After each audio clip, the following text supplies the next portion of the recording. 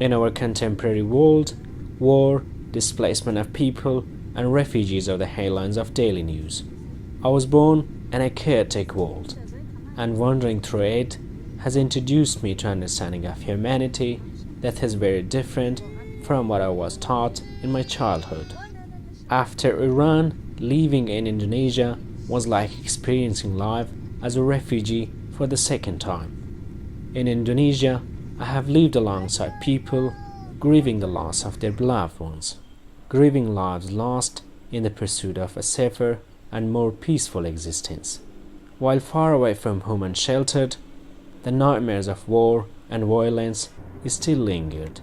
For more than 2 years, I was living in limbo and unaware of my fate with little hope.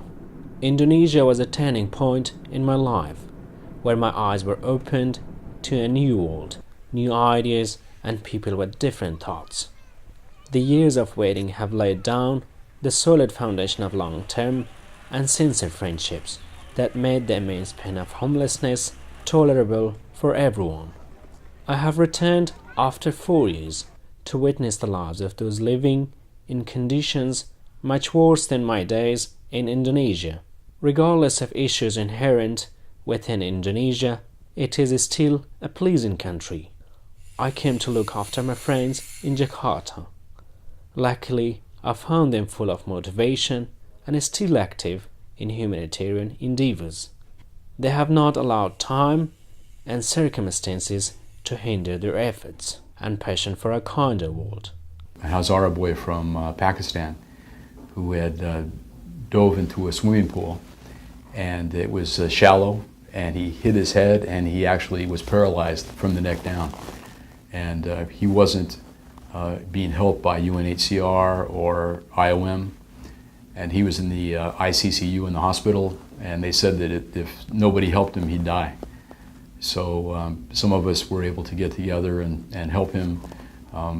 We took care of his medical bills, and he eventually started getting better, and he flew back to Pakistan and is now living in Quetta, and he's healthy, he's going to university, and he's able to walk. The doctor said he would never be able to walk again and use his arms, but he is, and in fact he's even an artist. So he still contacts me every couple of months to stay in touch. So we also had another situation where there was an Afghan boy that was sleeping in front of the UNHCR, and we were contacted about him by somebody we know and asked if we might help him, because he was 16, 17 years old at the time, and I think they were concerned about what might happen to him because he didn't have any money. So we're still continuing to help him. We provide financial support for. There's about 65 or so families that we provide support for, over 100 individuals. So that helps them take care of their expenses for housing. It helps them with their daily expenses for food, clothing. In addition to that, we have set up a fund for medical expenses. So when people are sick or need to go to the hospital, we've taken care of those kinds of bills as well. So some people have picked up dengue fever. We had one Iranian refugee that actually had died of brain cancer. And so we took care of him during his hospital stay and actually buried him here. Since 2012, the influx of refugees in Indonesia has been on the rise. However, resettlement efforts have been declining. Mrs. Nika is a retired case officer of UNHCR in Jakarta and is well known among all asylum seekers for her kindness. She says, although the United Nations High Commission for Refugees has increased its staff in Jakarta, the increasing number of asylum seekers and the lack of proper management has slowed down appropriate service provision. I did everything, like resettlement program, protection, and community service. But when I was in protection, I feel happiest because I really communicate with the people. In program, you have this money, and then you have to spend it for this, and you always have thinking about money. you don't think about the people, but in protection, you help them, you know, like I was doing RSD, like you were one of my case, and that is nice because I like to do, I interview people and then determine whether they fulfill the criteria or not. And then my supervisor was happy with me, so I'm okay.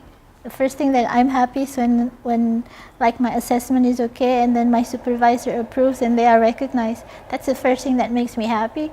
But of course it's not me who will tell them, it will be somebody else, you know, that my case is approved, that someone is recognized. If it were up to me, I would recognize everybody. But that's one thing. And then the second thing is if I can call them and say, oh, you have been accepted by Australia or America or Canada, and then you can see that from their faces they are so happy. And then that's the thing that it's like I did my job, you know, but of course it's not that easy. I remember I have like 120 cases, and I think maybe only 5 or 10 that I reject. And then even my representative said, Nico, what are you doing? Why are you approving everybody? Asylum seekers suffer from economic problems and future uncertainties, making life very difficult. While these are problems well beyond the scope of every individual effort, there are people who still try to give a helping hand. For about 3 years, the United Nations High Commission for Refugees has ceased providing financial assistance and health services to refugees. However, humanity and goodwill persist. Some people have kindly financed the establishment of a good learning center in this city, where a large number of asylum seekers and refugees are engaged in learning various subjects, including math, English, Indonesian, and variety of other subjects. It is an early morning here. I'm in Roshan Learning Centre, where around 75 asylum seekers are engaged in learning. Indonesian people are kind-hearted and lovely. After sweeping the front of their homes, they kindly sweep the pathway towards the learning center. Though the center is located in the residential neighborhood, the neighbors have warmly welcomed it. So Roshan Learning Centre was founded by Heather Tomlinson and Ashley Berryhill. But it's a community-driven and led, managed program primarily serving Afghan and Iranian asylum seekers and refugees in Jakarta. It aims to provide learning experiences in English and Farsi for children from age of 3 to 20. We also offer classes for the adults as well.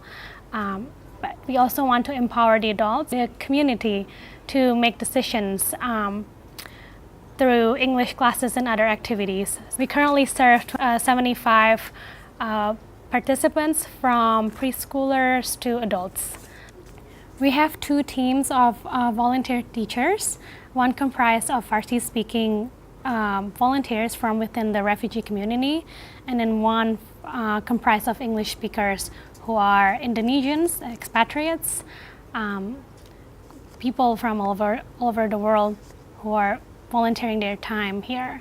با توجه به اینکه تعداد زیادی پناهجو اینجا هستن، حالا از ملیت‌های مختلف، مخصوصاً از ایران و افغانستان که هر دو زبان مشترکی دارن و فارسی زبان هستن، و اینکه درخواست زیادی از طرف خانواده ها میشد که دانش آموز دارن، بچه مدرسه‌ای داشتن و دوست داشتن که بچه‌هاشون آموزش ببینن، به دلیل اینکه از آموزش دور شده بودن و یک فاصله افتاده بود بین آموزششون تا اینکه به کشور بعدی برن، و برای اینکه این خلا و این قسمت خالی رو پر کنیم، این نیاز احساس شده بود و درخواستی که خانواده‌ها داشتن، خب به این فکر افتادیم که در واقع یه مرکزی راه اندازی بشه که از این 2 ملیت، از این 2 کشور که زبان مشترکی دارن و هر دو فارسی زبان هستن، در یک مرکز جمع بشن و آموزش ببینن. My name is Zohre and I've been here in Indonesia since 2012, and I'm a student here in the Learning Center, and I've been here from beginning. It's around 1 year, and My view from Learning Center is I think it's such a good community, people from different country, from different background. They are all study here, and some of them are teaching here, and we are like as a friend. My name is Ali Reza. I'm from Afghanistan, and I've been here in this center for more than 6 months. I am in IELTS class, and I like this community. There are good people in here. بزرگترین دغدغه پناهنده‌هایی که اینجا هستن و بچه دارن اینه که بتونن بچه‌هاشون آموزش ببینن، چون خیلی مهمه. و واقعا خوشحال هستم از اینکه پسرم اینجا میتونه آموزش ببینه، توی کلاس‌های زبان شرکت کنه. الان هم من، هم خانومم، هم پسرم به نوعی اینجا مشغول هستیم و هم به عنوان دانش آموز سر کلاس‌های زبان خود من و خانومم شرکت میکنیم. سلام، من امین هستم. الان من 9 ماه اینجا هستم. 6 ماه میام اینجا درس میخونم و دیگه اینجا تا حالا دوست داشتم. اینجا معلمامو خیلی خوبن. من محمدم. من 8 ساله‌ام. من افغانیم. 1 سال دارم درس میخونم. I'm here from 8 months. I'm teaching science and maths to primary students. I'm very glad I'm here. I'm teaching here. I was not connected from education since 7 years. Now I'm again connected with education. Yeah, this gives me an inspiration. Yeah, I'm feeling good. My name is Melissa, and I've been working here about a year. I'm here in Indonesia because my husband is with the U.S. Embassy, and I can't work in this country. So my children are at school during the day, and I was a little bored. So I was looking for something to do with my time. And I'm a teacher back at home, so I wanted to teach. So I found this because of an advertisement that Heather placed. And I came and visited, and I met the kids, and it was fun. My name's Sarah. I'm originally from the UK. I started last September, and there was a gap at that point for teaching adults. The Learning Centre was originally set up for children who were missing out on their schooling because they were far from home and not native speakers. But each time the children came to the Learning Centre for classes, then their parents would have nothing to do for 2 hours waiting for their children to finish class. So the idea was that they could also gain a skill, use their time, learn something new. And now we have 3 levels: beginners, intermediate and advanced. So I'm with the intermediate. We're about 10 or 11 students, and we have classes twice a week.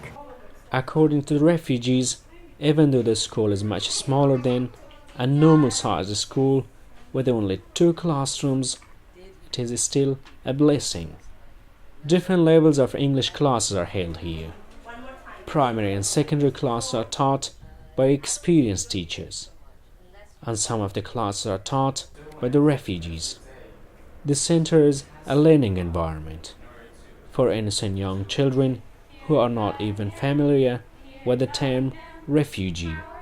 In addition to teaching the English language, the trainers make an effort to familiarize them with the Western way of lifestyle, as well as to enable a smoother transition into a new environment. The most human work of volunteers at the center is they teach the students with indescribable enthusiasm to sustain optimism in the hearts of people who have fled their homes in the hope to find a new one.